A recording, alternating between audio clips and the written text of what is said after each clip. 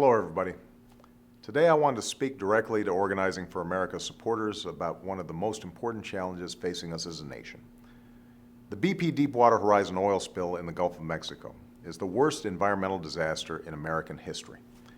And because there has never been a leak of this size at this depth, stopping it has tested the limits of human technology.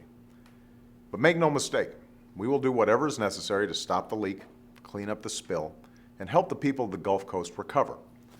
Right now, thousands of ships and personnel are working across 4 states to contain and clean up the oil. And we've directed BP to mobilize additional equipment and technology to capture up to 90% of the oil leaking out of the well until a permanent relief well is finished. We're also focused on the restoration and recovery of the Gulf Coast itself. That's why, at our direction, BP has agreed to set aside an initial fund of $20 billion, administered by a third party, to pay workers and small businesses for their losses and help make the Gulf Coast whole. To make certain a spill like this never happens again, we're working to understand what caused this disaster. And we're going to put an end to the corruption and lack of oversight that has plagued the agency responsible for regulating the oil industry.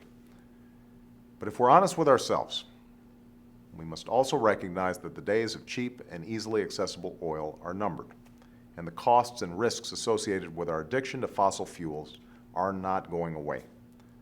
The tragedy unfolding on our coast is the most painful and powerful reminder yet that the time to embrace a clean energy future is now.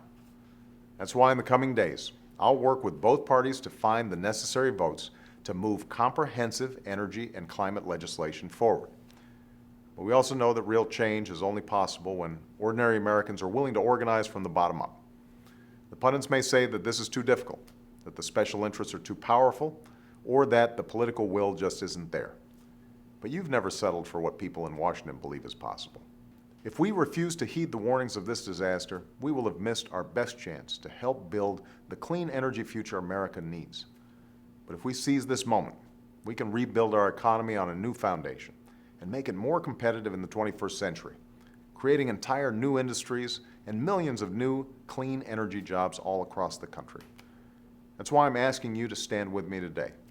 Add your name and show your support for a clean energy future. Together, we can make it happen.